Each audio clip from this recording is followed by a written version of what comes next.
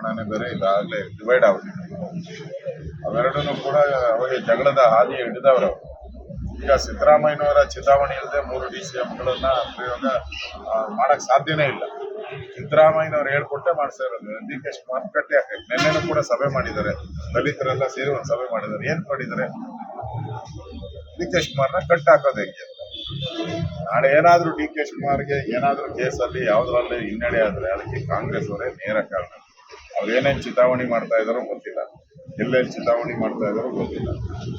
ಚಿತಾವಣೆ ಅಂತೂ ಮಾಡ್ತಾರೆ. ಬಿಜೆಪಿ ಚಿತಾವಣೆ ಅಲ್ಲ, ಪ್ರಶ್ನೆನೇ ಇಲ್ಲಲ್ಲ.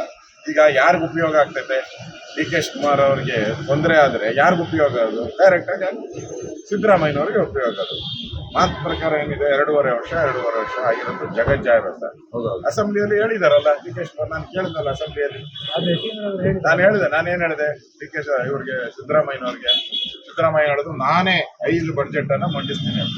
ನಮ್ಮ ಪಕ್ಕದಲ್ಲಿ DK ಶಿವಕುಮಾರ್ ಕೇಳಿದೆ ಏನಪ್ಪಾ ಅಂತ. ಅವ್ರು ಎದ್ದು ನಿಂತ್ಕೊಂಡು ಹೇಳಿದ್ರು ಕಾಂಗ್ರೆಸ್ ಪಾರ್ಟಿಯವರು ಮಂಡಿಸ್ತಾರೆ ಅಂತ ಹೇಳಿದ್ರು. ಅರ್ಥ ಆಯ್ತಲ್ಲ ಅದಕ್ಕೆ.